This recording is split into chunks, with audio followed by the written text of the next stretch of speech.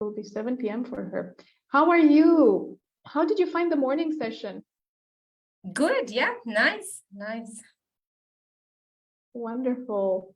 So welcome back, everyone, for the afternoon session of the Women's Mastermind, the Summer Mastermind. And it's so beautiful to invest in ourselves as the goddesses we are over the summer. Let me start recording as well. Record.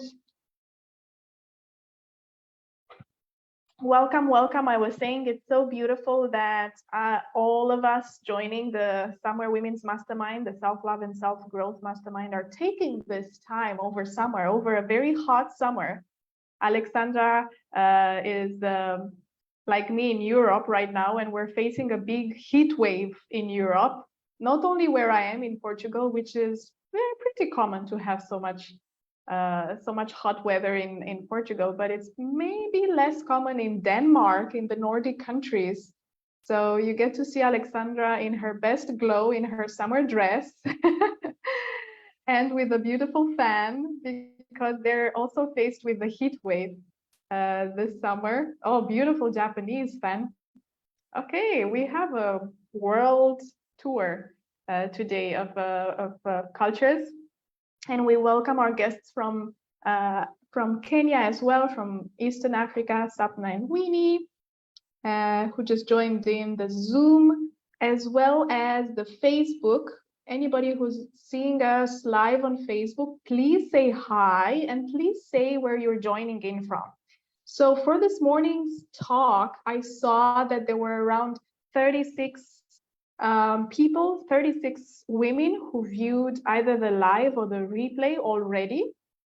And I just want to invite you to, when you're joining in, even if you're not necessarily participating in the conversation, I really would love to wholeheartedly encourage you to say hi and say where you're joining us from. Welcome, Rebecca. So lovely to see you. So please. Hello. Hi.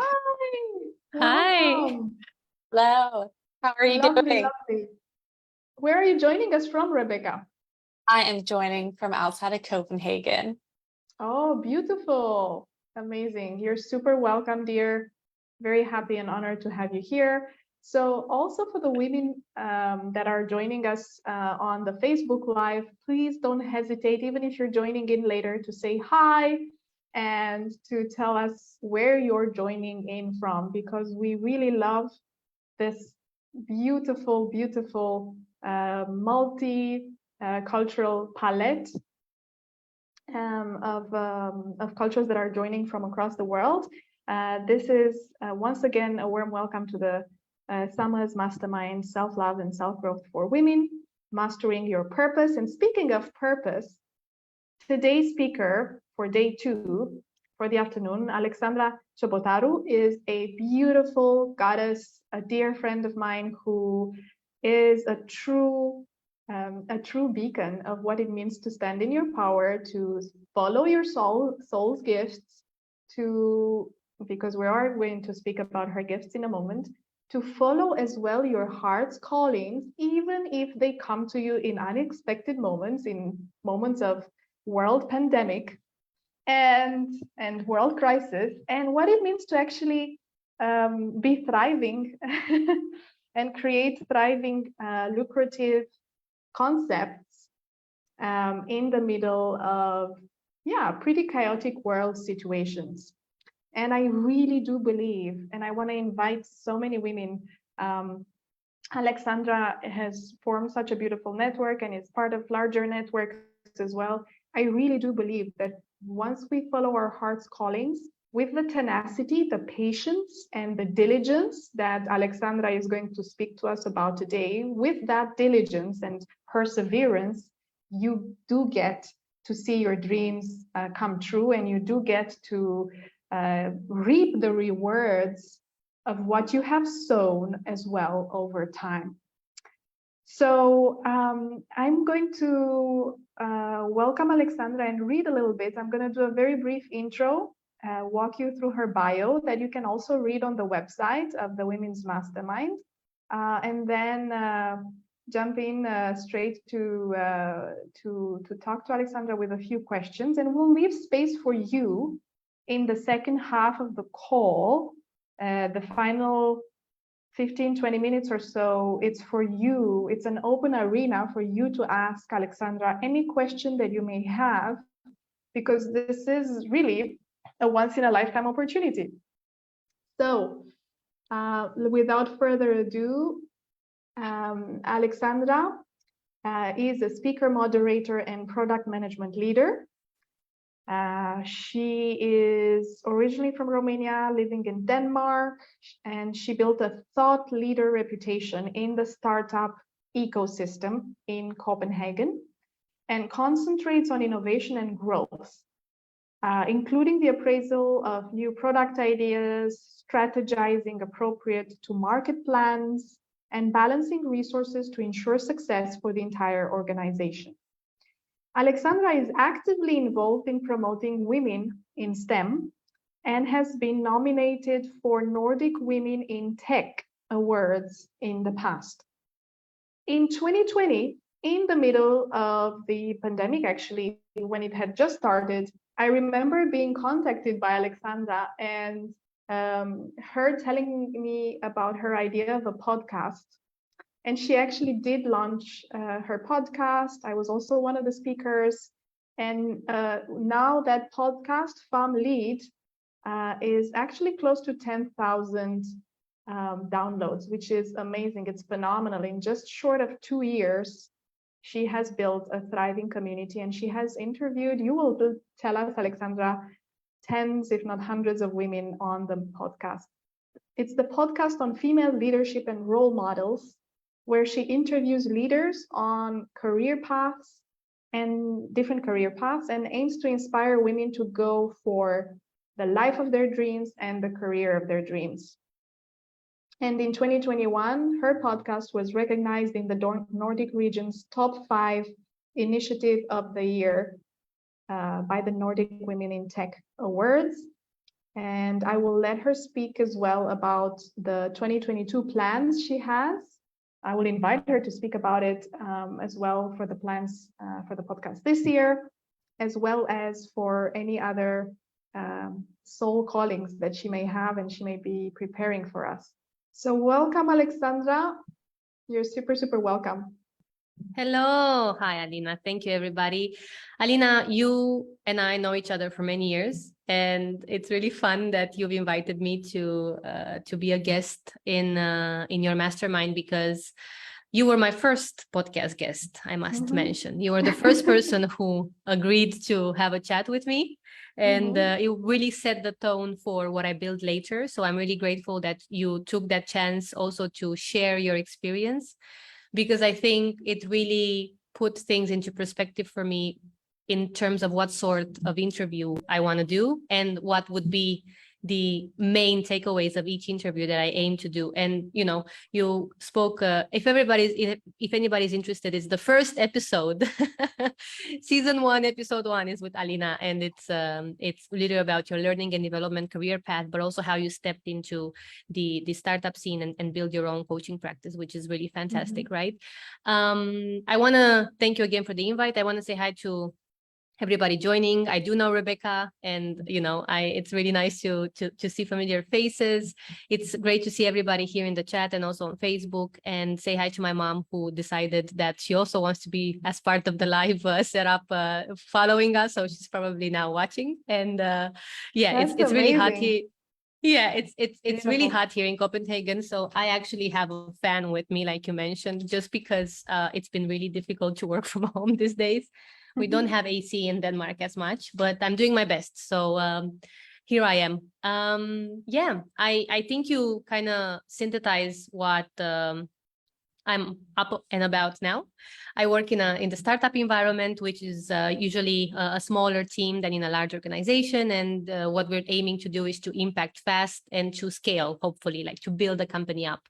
And what I do every day is that I focus on product development, and my niche is digital products, so platforms and services that are all digital.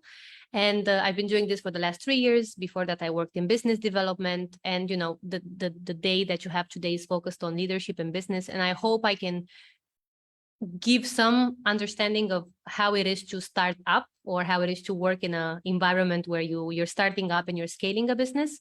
But also I prepared some advice that I was given through the interviews I'm doing with family from world leaders. And hopefully, you know, after reflecting on it, it made a lot of sense to me. And I hope it will make a lot of sense to the listeners, because I do think it is a very interesting experience that I have to have this intimacy built with a world leader that tells me what they think more people should know, and I become kind of the mediator for that. It's really a fantastic opportunity.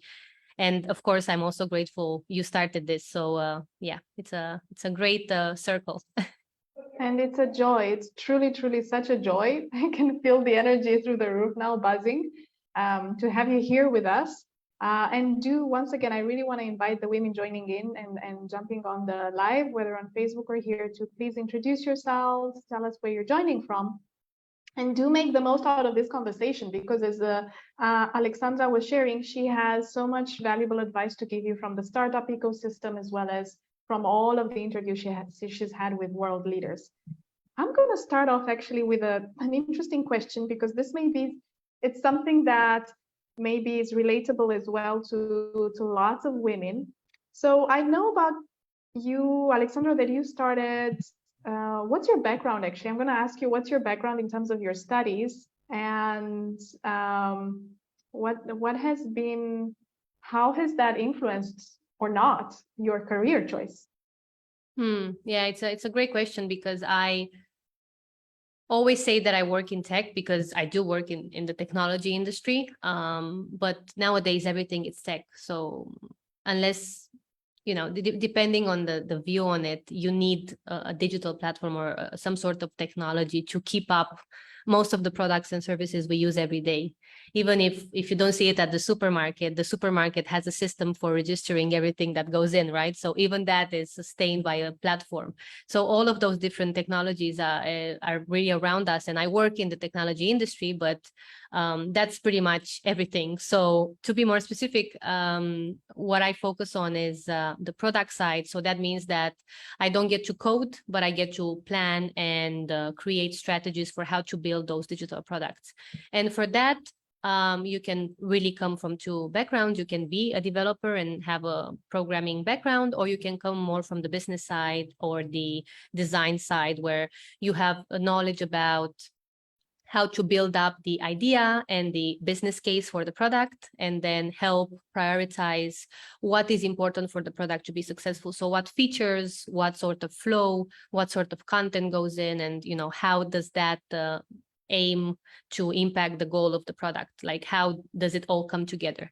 And I'm more on the business part. You can also have more design and you know, design capabilities of building up processes. I come from the business side, and I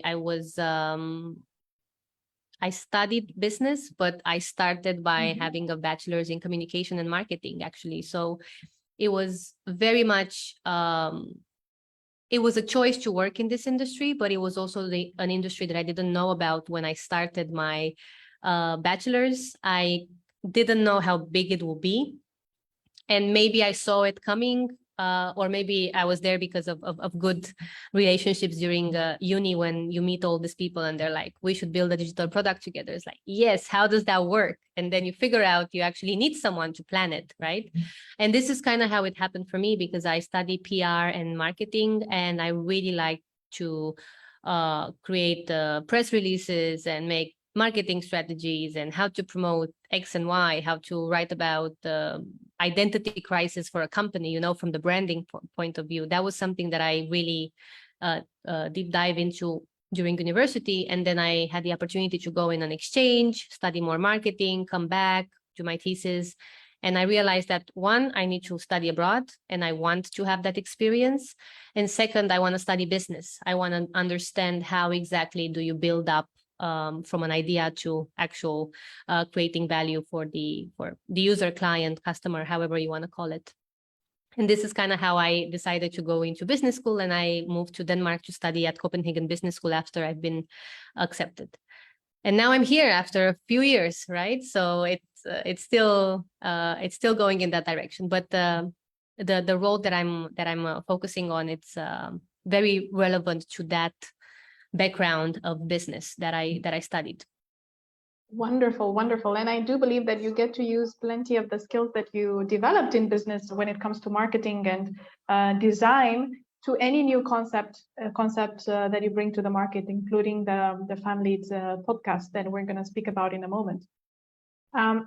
So I would actually ask you, given the fact that you entered after business school a field, even though you got to apply your skills in business there, a field that was relatively new to you, the tech and product design, what would be your advice for women?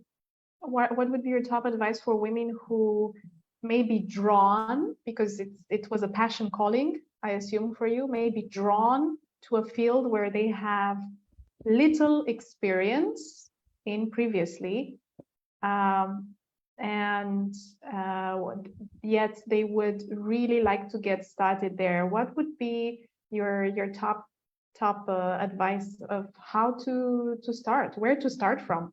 Yeah, it's a great question because you have two instances really. You have the instance where you haven't started yet having a career and you're considering what career to go towards, or you already have a career or some sort of setup that is quite stable and now you want to move. So how do you make that move? Absolutely. And I think something that applies for both is understanding how your skills are interchangeable. So how can you use something from one industry to another? And that is, I think, very is not easy to find, but once you understand what those skills are, it's not very hard to explain how you can impact the new industry. So, for example, somebody that works in design can move towards user experience or user interface, and using those design skills, they can gain new digital skills in order to create interfaces for online products, digital products, or creating flows within organizations.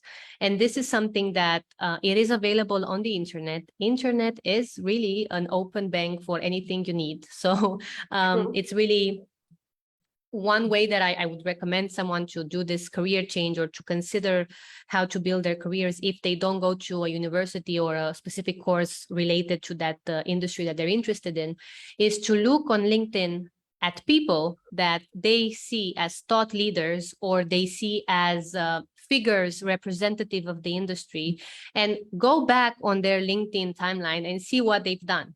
Some of them would have moved from one company to another, changing jobs and roles. And in that, there might be a key, obviously this takes a little bit of research, but there might be key words there that you can find in the description of each person, of each profile. The good thing about people is that they like to talk about themselves. And here we are talking about ourselves, If you ask me to give you some skills that I think are interchangeable, I might as well just tell you, 5 of them that I could use. And it's the same for someone that is interested in their career path. They will be sharing some of those things online. So there will be people who explain some of the processes and technologies and flows they've used in their work. And then you see they change to another job, another role. And you're like, I wonder how they use that former skill they have to the new one. And then you can make connections. This is one way to do it, to do your own research and connect the dots. Another way is to contact people. You can also contact people and ask them, how did you get here? And for some people, it might be out of your comfort zone to reach out to some stranger. But for, if you reach out in your immediate network and you say, I'm curious to learn about this industry, do you know anybody? I am contacted quite often by people that are interested in the startup ecosystem, and I don't go to all of the events all the time. So I'm not updated all the time on what's going on, but I understand, what are the main major events that we should be aware of. And then I say from my perspective, what are some good places to go to, and what leaders to follow, what events to go to, and similar things like that. And you can start from there. And the moment you are curious to find more, you will see that you will receive even more information. And then you'll have to filter. And that's basically where you need to pause and say, okay, now I'm getting too much information. What is really what I want? It's, I think, a process that can take a few months, if not more, especially if you are not sure what you want. My recommendation is to either try it out or to not go into try it out if you have the opportunity. And if you don't have the opportunity to try out different projects all the time, really pay attention to what feels it's really a good environment for you.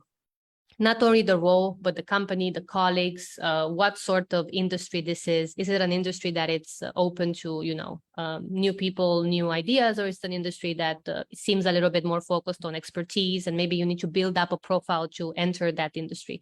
Like, what are the specifications of each of your interactions? And it might sound a bit too businessy. I'm going into some terms that I use daily, so maybe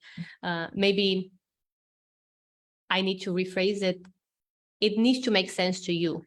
Yeah, it doesn't need to make sense to agree. Anybody else. So yes, if you and actually picking up on what you're saying, I'm gonna say my advice to women is also to write a vision. So I love the advice you gave us on looking on LinkedIn. For me, it can be a sea of an ocean of endless surprises, LinkedIn. But once you have a clear vision, like Alexandra saying, once you know what you're looking for, this is so important. So it all starts from the vision. Once you have a clear vision what you're looking at, or if you want to change careers and you're looking at a different industry, start by what Alexandra is saying. I love that idea of looking up on LinkedIn the thought leaders. Maybe you notice that some of them have transited into that, transitioned into that industry from a different career, and maybe you get curious about how did they do it, and as well as maybe contacting them. So that would be number 2 of what Alexandra just shared, as well as going to events that are in the industry that you're interested in and networking.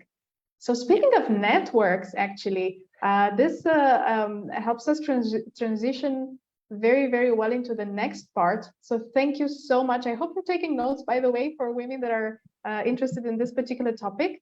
Thank you so much for that valuable advice. And Alexandra, by the way, I would also reference Alexandra for anything that has to do with LinkedIn and developing your network on LinkedIn, as well as developing your thought leadership on LinkedIn, getting to understand how to use this particular social media tool. She has courses, right? You have courses on it, and you have classes that you have run previously on how to best use LinkedIn as a marketing tool, which is amazing.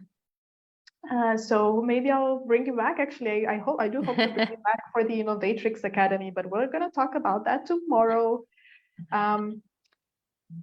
So speaking of networks, I know that, and I'm super grateful that in 2020 I received an invitation from you from Denmark saying, hey, jump on a plane. No, it wasn't saying jump on a plane, because I couldn't do that in the middle of the pandemic. But it was an invitation for an online beautiful event. It was the first episode of the Family podcast. So here I would like to ask you, Alexandra, first of all, how did that idea come to you? How was the seed birthed within you of the Family podcast? Because one thing we look at when it comes to feminine leadership, and we want to encourage and cultivate more of, is our creativity. What were some of the defining moments that took you to want to launch Family podcast? Yeah, it was a process. It didn't come to me one afternoon. Well, there was an event that really made me decide this is what I'm gonna do. But before that, I felt for many years that I miss a community. Like, I would like to have a community of people I can go and ask a question to about my career, and also about how life is different when you are in a foreign country, because I live in Denmark for a few years now. And it was, an accommodation period of like, I needed to accommodate to the new culture. And I was like, hey, how do things work here? And how does one need to navigate best this environment, right? I had good role models in this network. I met a couple of women that were really, really amazing, and one of them was also in a former leadership team I worked with. And I used opportunities to ask for advice. And then during the pandemic, there was no really a place to go for advice rather than online. So I started thinking, what if I bring together some people I know that are cool and I can use some advice from? So, when I contacted you, I also told you that I appreciate and also admire your career journey. And I'm curious to know, how did it come together? Because moving to Africa and living in 10 countries and impacting a whole department across different nationalities and cultures on a foreign continent, it's a big thing. And I want to know, how did you step into that? So I was thinking, is there a best way to do it? And the event that made it all come together was me listening to a Alicia Keys podcast, who said something about how she got feedback that was, a bit negative about her capabilities, and she doubted herself. And I was like, if Alicia Keys doubts herself, I feel like I can try anything, because, my chances of success are anyway less than Alicia Keys. But at the same time, she also has moments of like, should I do this? Should I not do this? And it was really that a podcast episode that I listened with her that made me realize there's no reason why I shouldn't try it out. Like, worst thing can happen is that no one listens to it, and that's okay. I have 5 friends who I know will be interested, and then from there on, we'll see, And I decided on the podcast medium because I felt it was the easiest to access. It was also the easiest to promote in different platforms, because the podcast medium by itself is really promoted by different apps on your phone. So it's actually easier to listen to a podcast on your phone than to go on YouTube and listen to or share a video, in my opinion. So I was like, it's going to be easier to reach people. And it's also something where you don't need to look at anything. You just need to listen to the conversation. And whenever you feel like, okay, I learned enough, or it's long enough for me now, you just stop it. And this was kind of the way I went around it. It was coming from for me for like a few years, like what to do. And at some point I was like, I need to find the right medium. I have the concept. I know cool people in my network that I would like to talk to. Let's take it from there. And I had 3 guests that said yes. So I had 3 episodes already confirmed. And from there, I started reaching out. And also I got a lot of messages that more people would like to be interviewed. And then I started making a network, a list, and we took it from there. So that was the long story short of my of the podcast. Wonderful. There are so many things that I'm thrilled that you're speaking about, because it speaks to all of us women, and especially women that are. I really want to use your example as really defining for women who are at the beginning of a journey. They have a big heart's calling, and yet they may be a little bit afraid. I love the inspiration you got from Alicia Keys. I mean, if she doubts herself, who doesn't doubt herself? And if she can do it, why cannot I? So I'm actually seeing this big headline from 5 to 10,000. Because you said I have at least 5 friends, right? So at least they will listen to the podcast. And look where you are now, less than 2 years later, at close to 10,000 downloads, and it's absolutely, I get the chills when I think about it. It's absolutely mind blowing. Thank you. Yeah. So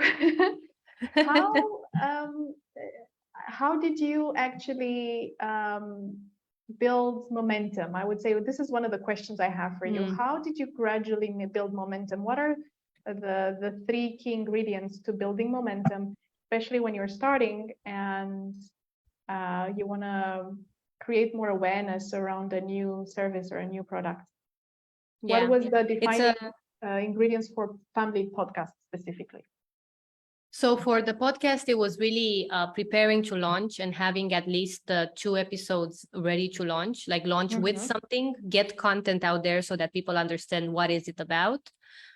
Because as opposed to other industries where you can create this mystery around it, when it comes to content, unless you have yourself a very known profile, Like when Beyonce says, I'm gonna launch something, everybody's like, oh my God, I'm putting it on my calendar. She's launching something. That works because of the entire profile and industry she has behind her, right? When you don't have that set up, and when you are also you and within your maybe smaller network, it is important to create value immediately, meaning that you need to share what is it that you're going to give people.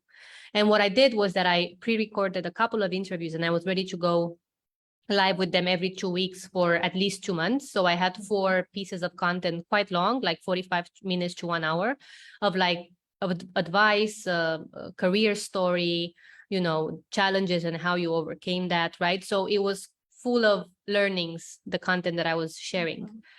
I did that. And then, of course, I contacted everybody I knew to tell them that tomorrow at 9 a.m. I'm launching. You need to comment. You need to like it. You need to be here, a supporter. Don't shy away from asking for help. I asked for help, everybody. I sent messages on WhatsApp and I said, Wonderful. tomorrow at 9, it's happening here. I told the company that I work for, I'm going to launch this. Please support it. I posted on Slack and everybody liked it and said, this is a great initiative. I started professionally, so I prepared. I had an intro, I had banners, I had a logo. I made the entire identity around the brand because it was serious for me that I'm going to build a brand. And I think it gave, one of my colleagues came to me and said, Anta, you have even an intro. I mean, I'm shocked. This is awesome. And you have intro with music. And it's like, yeah, because I made the proper kind of podcast setup, right? And I bought a mic for it and everything. And I prepared for that. Yeah. I did. And I did spend a few weeks. So my entire process started in May and I launched in August. So at least 3 months of work for that. And I think we had a recording maybe in June or something, the beginning of summer. And you remember we launched a few weeks later. It wasn't immediate. And that was part of my preparation. And that was part of also doing it as a passion project or a side of work. It's like, it doesn't happen immediately. And it's also okay if you take your time to be ready. Also, keep in mind timing. We're talking about summer holidays. Timing is important. Don't launch on a Sunday at 9 a.m. and expect everybody to listen to or buy your product if they are on holiday, or if it's a big celebration worldwide, or if it's, I don't know, a big setup in your country, in your home country. So think a little bit about who you're impacting, what's the demographic, where you can create something called user personas, but that's not really the depth of which I'm at with the podcast. But you can think about who is the person that will listen mostly on this podcast? What's the age group? What are their occupations? What do they do in their free time? Why would they be interested in my podcast? How do I reach them best? Is it through Instagram or is it through Facebook? Is it through LinkedIn or is it through YouTube? And all of these questions about who you're targeting and why can really help you make some decisions. For example, I used to be less involved in YouTube, and now I always record video as well. And I always post on YouTube because I have some guests whose network, they are mostly looking on YouTube and they don't really listen to podcast apps, or they don't have Spotify or whatever. But my guest is interested in promoting their profile too. So if their audience goes to YouTube, I want them to see them and be able to listen to the interview. And I have a guest who said, my family will look at this on YouTube, and I had like 400 views of one interview, which is a lot when you do it organically and, as a side project. And I feel like it really happened because she had a big network that was on YouTube, and those are things that, you learn as you do. So be aware of those different user details. Absolutely. I'm going to summarize for the ones joining us later. This is amazing, amazing inspiration for all women starting their passion projects. And first of all, I want to highlight once again the fact that you started this passion project on the side from your regular day-to-day job. So this is possible. And we see you thriving. I know you also have a beautiful relationship. You're making time as well for travels. So it's possible to balance life, career, passion projects, and well-being. So this is also one of the reasons why I'm super, super happy to have you as a guest speaker here for the Mastermind. So just to summarize once again briefly, you really, before you started your podcast, And this goes, I would say, for any new product launch or service launch. You did your research well. That's number one. You really researched all the existing podcasts out there. So you had everything prepared and set up, from the intro jingle music to all of the logos and promo materials. So I would say that's the timing needed for somebody to be ready. And don't, I would say to women that are just starting now, don't expect miracles from day one. It really takes time to build momentum, and it takes patience, it takes trust, and it takes consistency in showing up. I remember when you just started that you were even asking the interviewees, people that you were interviewing, to further recommend other thought leaders, which is also a great technique. Further recommend other thought leaders that could be a good fit for the podcast. So this is another great way to raise awareness around your service, around your product. Don't hesitate to partner with thought leaders. I love what you mentioned about I would say the cross-pollination of different social media platforms. So going from platforms such as Spotify and growing your network there, to maybe interviewing somebody who has a big YouTube following, and based on that, being able for them to continuously grow their following, but for you as well to grow your following as well via their network. So it's win-win. It's basically creating win-win situations. Yeah. You get to expose the gem of knowledge that those particular people were bringing, as well as you benefiting as well from their audience coming in and seeing you. And really, this stands for feminine leadership, through the fact that the feminine is about cooperation, collaboration, and mutual uplifting. So I really want to congratulate you once again for that.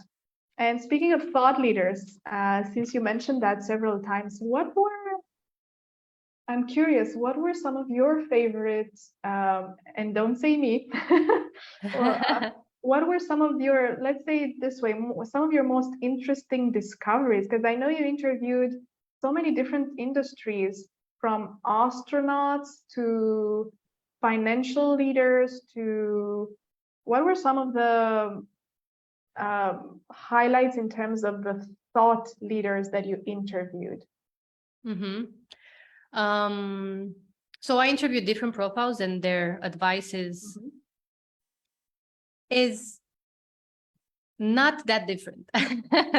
So when we talk about development and life development and career development, and how do you do it successfully, you very early on hear from the first guests onwards that success is very personal. So whatever works for you or for me will not work for someone else. And the same goes with ambitions, the same goes with dreams and hopes and kind of who I want to be. It's very good to have a vision. It's very good to, I mean, it's really an advice to have a role model, look up to someone so you know it is possible. And always ask yourself, how did that person do it? And ask for, just be curious to learn more. But in terms of really doing the work, it's very personal. You need to do it yourself. It's not gonna work if you copy someone else's path. It's not gonna look the same anyway. And some of the thought leaders that really inspired me, beyond the fact that I admire everybody I invite, some of them have really managed to get to a point of clarity and calm, whereas I envision myself being there. I want to be as clear and as calm as they are when they talk about their life. And this for me is like fantastic.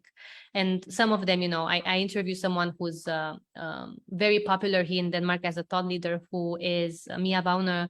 She's part of the Lions Den, the Danish version, and she's currently the only female in the panel.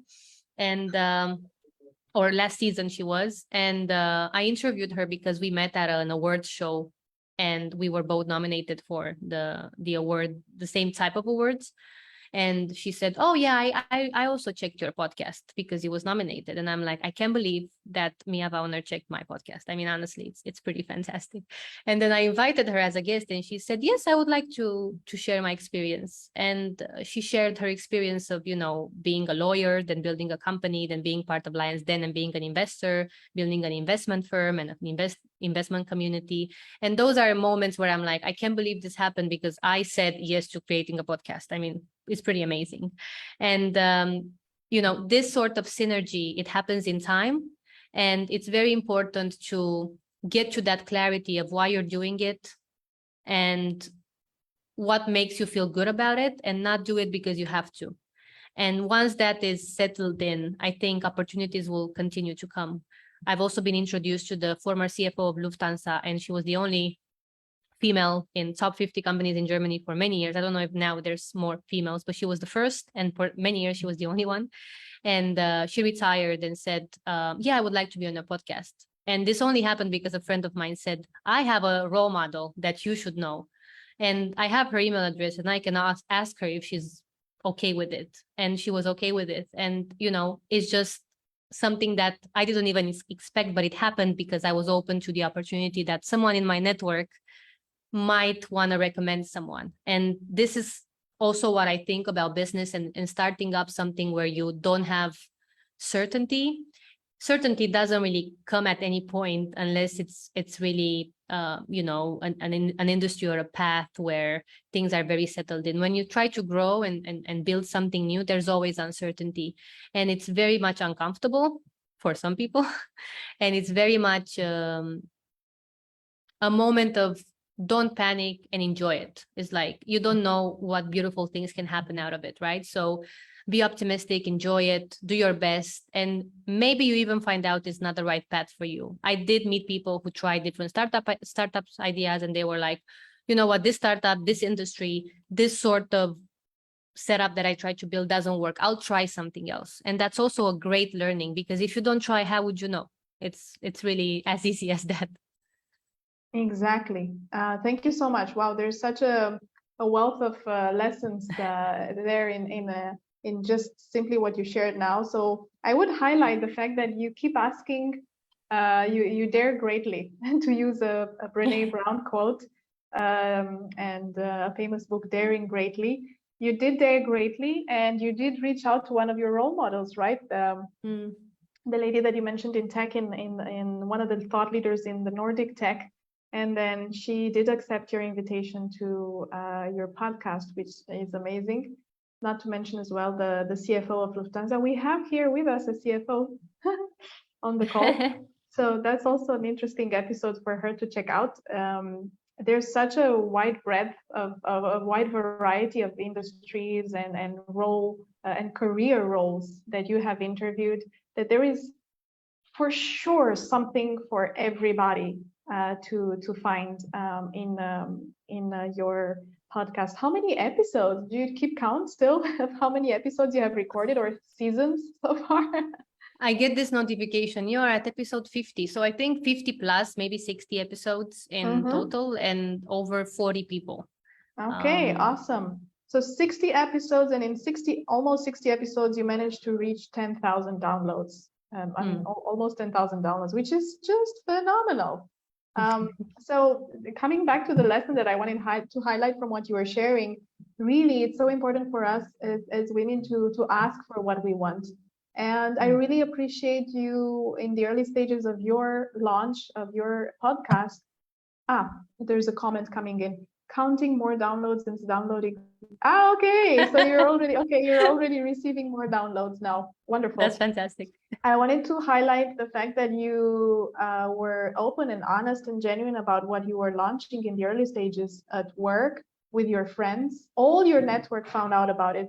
A lot of times, and it's a mark of our, I would say, it's a little bit of the programming that we come with from either infancy or teenagehood, or the tendency to compare ourselves with already established names on the market, no matter the industry that we're in. A lot of times we hold ourselves back from telling our loved ones or telling at work more about what we do or what we're passionate about. And actually, if we did dare to do that, we may get beautiful surprises, like you got the compliments from that colleague who saw your promotional materials and said, "Hey, Anda, actually that looks great." So it's yeah, you never know unless you try. This is such a big lesson. You never know unless you try, and if you try and if it doesn't work out, then try it in a different way, like you were saying about the entrepreneurs that took a different approach later on. So I love that. I'm going to invite at this point in time, I do have a couple more questions for you, but I also want to open it up for questions from the audience, from everybody who's joining today. I want to also say hello to both our moms. It's so beautiful that your mom is on the call, my mom is on the call, and it stands for True Feminine Leadership and honoring the ones before us and the ones after us. It's amazing, honoring the whole feminine lineage. And it's a joy to have you here, ladies. So please go ahead, and if you have any particular questions for Alexandra, don't hesitate to jump in. I'm just going to check the Facebook Live. Anything that you would like to know. Facebook Live, as well as on the Zoom call. You can also, for the ones who are on the Zoom, you can unmute yourself and ask the question directly if you're live with us on the Zoom call. What would be a question that you have for Alexandra? Awesome. Who is speaking? It was my phone. I opened Facebook and our live is on my phone. So. Wonderful, wonderful. Okay, so please do go ahead. I'm going to leave a few seconds, a few more seconds in case you have questions. Don't be shy. This is your opportunity.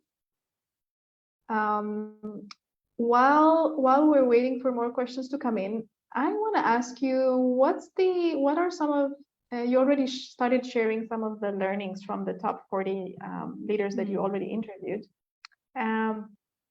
What are some of the other things that you noticed are in common when it comes to their advice for having a great career? And also, I would kind of take it more towards how do they manage to maintain work-life balance? Yeah.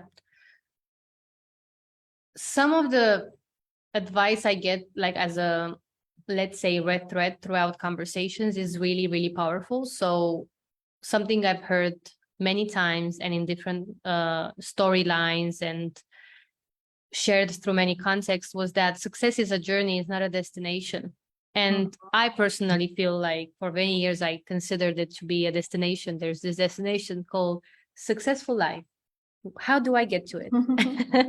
And then, the fact that things don't stop at a certain, let's say, career role. Things don't stop at a certain interview. Things don't stop when you have a certain difficult conversation with someone.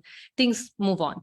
And it's important to understand that success is also a, let's say, situation in life, and that can change as well. So what you consider to be success in 5 years might not be what you see as success in 10 years from now.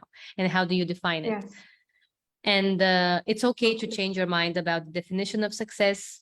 It's okay to want something else once you've reached that level or that success ladder. You get to the end and you're like, wait a minute, actually, that's not what I want. It's okay to realize that. Because I feel sometimes we make this scenario of what exactly would it look like to be successful. We follow through, but we haven't really done the work of realizing if it's our definition of success or if it's something that was in a way imposed or something believed from the exterior part, right? So as part of success, it's also important to be yourself in the process. And if you don't know who you are, which is very much a situation that can happen, to invest to know who you are. And when I talk about knowing who you are, I hear a lot about boundaries. I hear a lot about knowing who you are as a professional. So what do you react to? What are some things that work for you and don't work for you?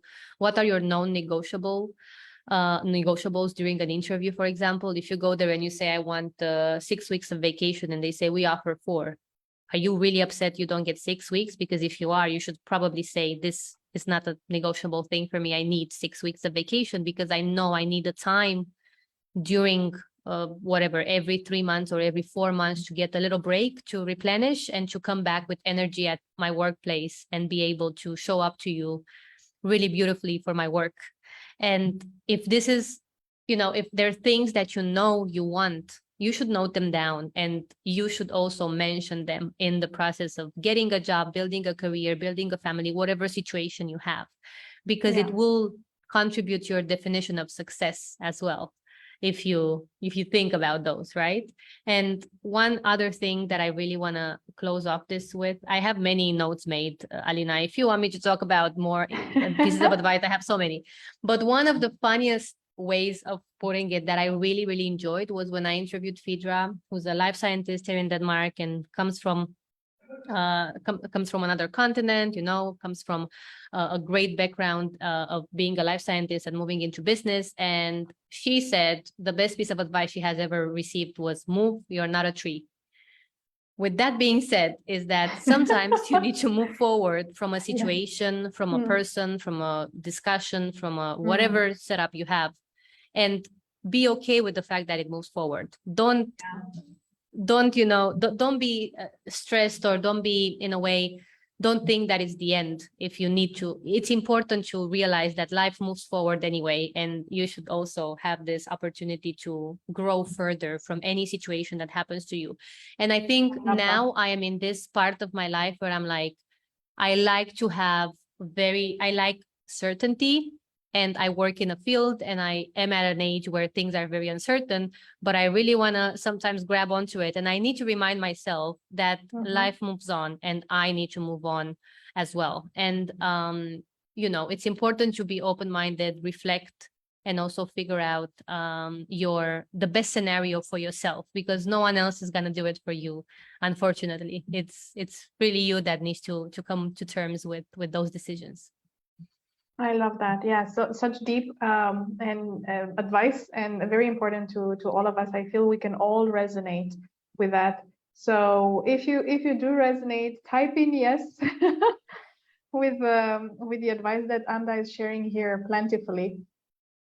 I want to bring it actually now to speaking about moving on. Yeah, they're saying yes, absolutely, life moves on. Thank you, Sapna. Yes, it's so important. I want to bring it, speaking about moving onwards, where are you headed next, Alexandra, in terms of plans for yourself and for family, events that you may be organizing?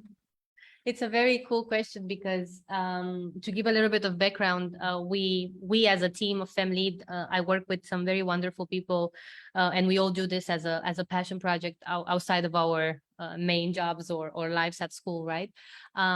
We wanted to go into the event space and actually create physical synergies with people, which means that the best situation we had was to create an event.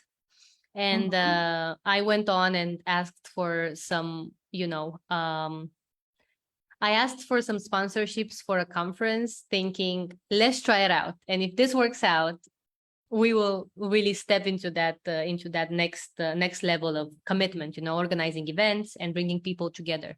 And we hosted our first career conference in Denmark, in Copenhagen, back in May. We had 120 people joining and 150 signups, and live conference with 120 people. It's really fantastic. We talked about developing your career. We talked about critical thinking as a skill, also for your work, but for yourself, how to take those decisions in life and in work. We talked about mental well-being and techno stress, and how we are surrounded by digital technology. How do we cope with all of this information coming into our lives, and how do we take care of ourselves? It was a very beautiful event. We had 6 speakers, and it was a very, I would say, big step for me and for the team to be able to bring so many people together, because people did show up and it was really fantastic. And our plans are to organize this sort of events further. Obviously, it takes a lot of energy and time, so we are also being aware of it. We will start probably with a smaller event this autumn in Denmark, in Copenhagen, and then we will move next year into seeing if another conference is possible. But I think people, especially women, they want a place to meet and be able to connect, and they want to be able to connect about Absolutely. their lives and career paths, like being able to share advice and information with each other. And we really want to build this space. So that is for sure next for us. Wonderful. Thank you so much for sharing about that. And if you happen to be in Copenhagen, don't hesitate to check out as well the live and in-person events that Alexandra is organizing. I've just shared with you her website. And we have a question actually coming in on Facebook from Denisa. Thank you so much, Denisa. She's asking about if you ever had the fear of failure, how did you overcome it? Or maybe at least sharing advice from yourself and from other speakers that you have interviewed about the fear of failure, how to overcome it. Yeah. So definitely, it's a great question, and I feel it's something that sometimes stops us from even trying out, some of our ideas. Totally. Yes, I do have fear of failing or not accomplishing what I want. I have been disappointed as well, and you know what?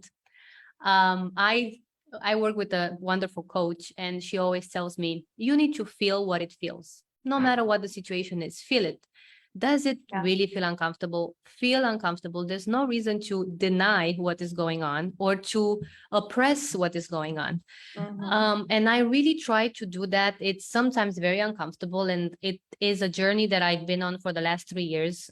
Maybe 3 years. I didn't have the maturity to even say that, but when things don't go my way, I just say, well, I'll just try another time. Like, there's really nothing to do.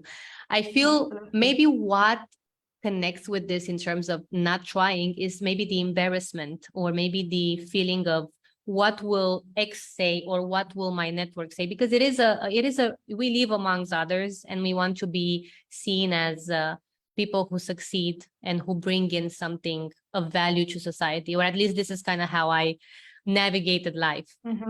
And at some point, you need to put yourself first and say, but I'm the one that lives this experience, and if I don't try, who's gonna do it for me? Like, who's gonna start this business idea the way I would start it if it's not me?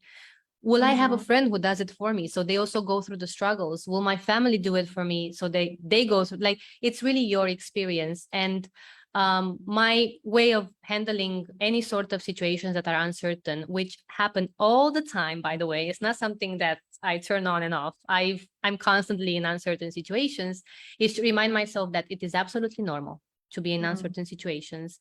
It might not work out, whatever setup you have, the way you want it, and that's okay. And have a support system that is next to you when you try those things on. Because I feel, you mentioned my relationship. It is important to find someone that supports you, and it's important to feel that it's a genuine support. That's really something I learned in the last few years. It's important to have good friends who, my friends, like, if I tell them to share something, they just say, okay, and then they just share it. Like, it's like not really a situation of like, they're genuinely here to support me.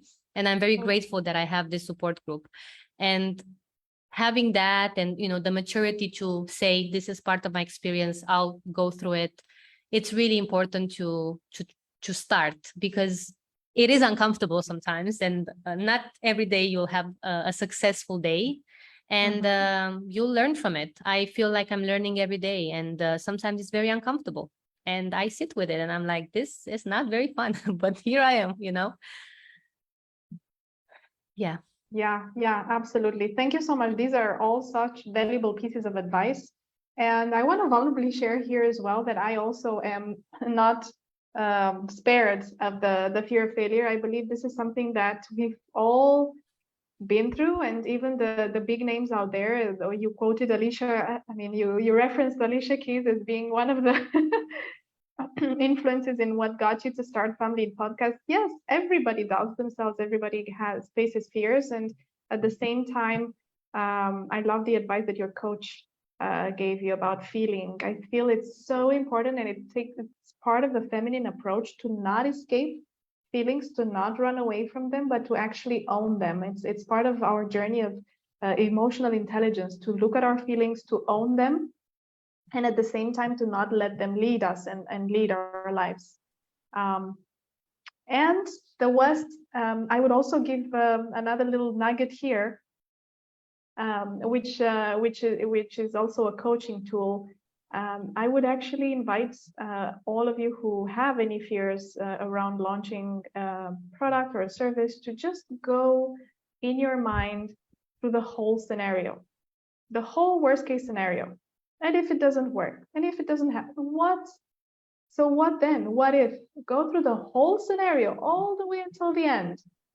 And then ask yourself, if that scenario happens, what is your landing cushion? Maybe you still have that job. Maybe you have the support of your friends. Maybe you have the support of your family, of your network.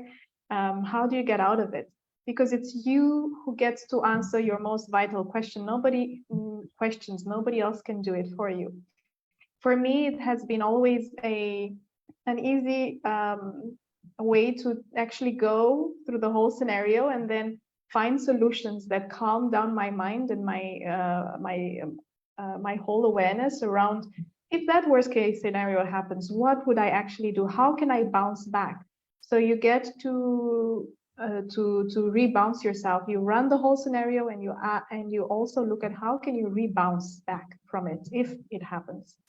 And then once you have it figured out, do not get stuck on it. Come back. Now that you have solutions for it, come back, recenter to where you are, and look at also the best case scenarios. Now that you have the solutions for the worst case scenario, look at the best case scenario. Where do I go from here? Who can I look up to? Like Alexandra is sharing. What are the thought leaders in the industry that have started like me from scratch, like you from maybe different career, different background that is not necessarily aligned with 100% with the career that you chose, but then you went for it because it was what you were passionate about. And how did they do it? Find inspiration, reach out to networks of support, reach out to friends who maybe know somebody else in the industry who they can connect you with. Reach out to networks. So to get back to Denisa's question, if you've been and joined big events like we have, because I have met Denisa at a big event, there's like so many, like hundreds of people that are in that network that can give us a helping hand. Actually, you've just inspired me to interview some more people for the academy. You reminded me of the Mind Valley network. So yeah, thank you so much for that super, super valuable advice, Alexandra, when it comes to the fear of failure and how to overcome it. I would, let me check to see if there's any more questions coming in. I hope that answers your question, Denisa. Love Kim has just commented, thank you so much for all your sharing. It's really amazing to hear about how others are really dealing with hard feelings. Oh my goodness, so this is wonderful. It's a great topic. Yeah, it's so important to look at, to find ways, to find tools of how to deal with hard feelings. And I'm gonna take it back to the advice Alexandra gave us, to just feel it, but not get stuck in it. And from there onwards, find ways to move. Acknowledge it, and then find ways to move forward from it. I love that. So Alexandra, given your journey so far, this is my last question of the day before we wrap up. And thank you so much for all the contributions on the Facebook Live and also on the Zoom call. I really, really appreciate all of you joining consistently day after day. We're just at day 2, but I already see some rising stars and people that are joining consistently day after day. I really want to salute you and congratulate you, ladies. Alexandra, what is feminine leadership to you? since this is the main topic of our mastermind. What is feminine leadership to you, and what are her qualities nowadays in the 21st century? Yeah, it's a great question, because when we talk about leadership, we never, or at least it's a given that you don't necessarily make the difference between who's a man, who's a woman, or masculine, feminine, like the energies. And it makes sense to discuss it. And, there's a reason why for now my podcast is called Female Leadership and Role Models, because I do think that leadership is universal, but I do think that the way that leadership has been constructed has been one-sided for a while. And I feel it's important to not forget that, and to understand that there are two instances here that we need to be aware of. I think that feminine leadership is really being honest, graceful about how you show up with integrity, how you show up with honesty, kind. I think kindness can really make the world a better place. And, I think that as a leader, you should be kind, assertive, but kind to people. And always keep in mind that the other person in front of you is also a human being, and they really deserve to be treated with respect and with kindness. Another thing, it's also understanding that our feminine traits are something that we should be definitely bringing to the table, because we have maybe a different point of view, or we have a different way of seeing things, and it should be celebrated, not oppressed or stopped, because it's not what we normally do. And these have been discussions that I've had with managers and with leaders, and it was really beautiful to hear that some of my colleagues were like, you know what, I'm not the person that can take this discussion. I think you have the best traits to discuss with our colleagues, and you should go ahead and take ownership on it, because your way of connecting with people, it's really better than mine, or whatever situation it was. I'm now paraphrasing something that happened some years ago, but it was beautiful to kind of get this sort of feedback, and not to say it in a negative way, but in a positive way, right? And these are some of the traits of the sort of leadership I would like to see everywhere. That it's really balanced, and it's really kind to people, because at the end of the day, I feel there are very few people who don't want to have good results, or they don't want to impact the world positively. I think everybody comes into a situation or work setup, and even personal setup. I think most people come and they want to have a positive impact. And I think if we are aware of that, we can really build a good relationship at work. Absolutely. Thank you so much for those shares, Alexandra. I want to really pinpoint what you just said about kindness, about generosity, about honesty and authenticity. Actually, our speaker yesterday, Madalena, also made a big point on that, on authenticity. And it may be the kindness and generosity may be traditionally seen as a feminine quality, but I see it really thriving now in the business world, both for women and men. Definitely, yeah. At all levels, that level of being, there's a French saying, à l'écoute, which is being willing to listen, being willing to open up and listen, listen intuitively, listen, a deep listening to your teams, to your colleagues, listening beyond what is said. That allows you and allows us women to come back with answers that are more heart-centered and more kind and more generous than the traditional leadership role models. So thank you so much for emphasizing that. It is so important. I've actually asked an open question in the closing to everybody. What are some of the qualities of the feminine leadership that are most important to you? So please jump in and let's start a celebration today of the feminine leadership. Having Alexandra with us as the founder of the Family Podcast, she would be interested to know, I would be interested to know as well, what are some of the feminine leadership qualities that are most important to you, that you would like to see more of rise in the world? Besides kindness, generosity, honesty, authenticity, vulnerability. I'm thinking what's coming to me right now is discernment and intuition. So being able to use our intuition. Compassion, says Rebecca. Oh, I love that. Intuition, I'm reading from Facebook.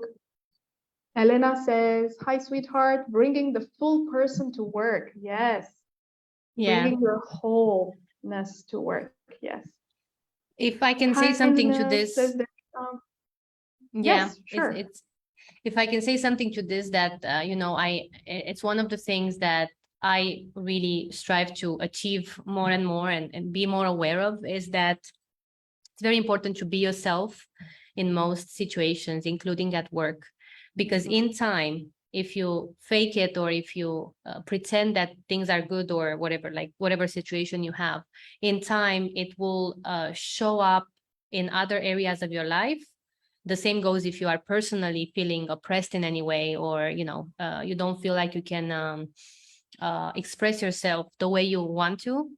I think it's very important to understand that it will come out in another way. It will come out in your well-being, maybe mental health. It will come out maybe when you are with your friends and they don't know what's wrong with you, or if it's anything going on in your life.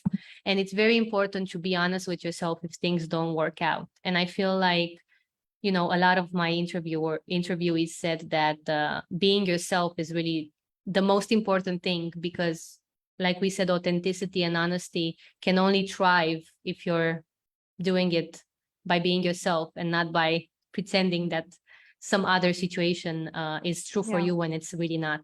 And this was something that I keep hearing, and I want to experience as much as possible. So I think it's good advice as well to remind everyone.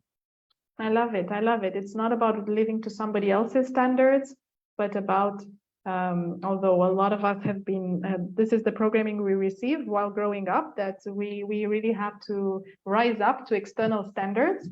We were talking about this a lot yesterday, but it's about truly defining what are your priorities, what are your standards, and living that authentically with regards to that. And if we don't do that over a while, a certain amount of time, it can be even reflected in our health.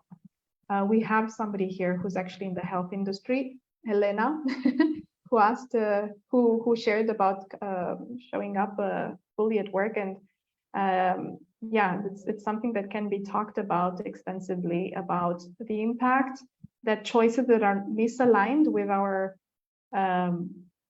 our core authenticity have on our health as well. So thank you for bringing that up, Elena. And I'm just going to quickly read through. Oh, wow, so many comments on Facebook. The feminine qualities that are mentioned in terms of leadership: kindness, care, courage, inclusiveness. I love that, inclusiveness. That's beautiful. And also the women joining here for the mastermind. I want to salute you from Romania, from London, from Asia. Kim, can you remind me again your country of origin, please? And I know we met through Dr. Joe's work, so that's beautiful. So Kim is mentioning humbleness, self-awareness in communication. That's absolutely true. Korea. So Kim is joining us from Korea. We have Sapna and Whitney from Kenya, and Rebecca from Denmark, and Kathy. So Kim also mentioned, hope to see more wise, humble, kind, but clear communication. Yeah, so basically communication from the heart. Thank you so much for all your contributions, ladies. This is amazing. We've had a full session today. We've gone a little bit over time, but I love to see the engagement that we have now towards the end. And is there anything that you would like to mention in the end, Alexandra, before we wrap up? Any final piece of advice or invitation that you have for women joining us today? I think that I invite you all to look at familypodcast.com, because I feel like you will find probably you will find an interview that will fit whatever current situation you might have. And, from Alina's interview, like almost 2 years ago, where she was explaining also her journey from, last week we talked about how to be honest in your career path and also in your life, so that you can really fulfill what you're supposed to fulfill and really be in true authenticity, like we've mentioned here. Something that I'm trying and learning every day nowadays, and I feel like it's really something I invite everyone, is to really understand who you are first. So really reflecting on feedback you get, understanding when you are in a conversation, what is it that you don't see that can maybe help you be a better person. I think this sort of openness and humbleness to what you don't know is really going to make your life better years from now. And at least my coach is very optimistic about it. So I hope that, if there's something that I'm practicing now that I invite everyone to do, is really to look and reflect within, and really think, how can you apply some of the reflections you have for yourself, for you to be a better person, not for somebody else. Because I want to live a good life. And a good life starts with me being happy with the setup that I have. And I really strive to have a good setup. And I hope everybody gets to a point where they feel really fulfilled and happy with whatever setup they have. It's really honestly what I hope for everybody in the call. Thank you so much for all the spoken like a true wise woman. Thank you so much, Alexandra, for all those beautiful words of wisdom for us to wrap up. And yes, it all starts from us defining what is most important to us and living aligned with that. So thank you to all the ladies joining us today. I really appreciate you showing up consistently day after day. And if you have any more questions for Alexandra, I invite you to write to her directly. You have her contact as well on through her website. I love the fact that while we are having our women's masterminds, I'm surrounded by men actually around me. It's so interesting that you get to see behind me, and I see them in front of me as well, gardening and taking care of the garden. So it almost feels like we're here in the middle, a gathering of women supported all around by the masculine energy who is tending to the garden. So I want to leave you with that reflection as well. And don't hesitate to write to Alexandra if you have any more questions for her. There's also the link to her podcast, familypodcast.com. And once again, have a beautiful evening, ladies. It's such a joy to see you. Tomorrow, the theme for tomorrow is self-expression. And it's a big theme. It's been a theme that has impacted me, my life, and my health.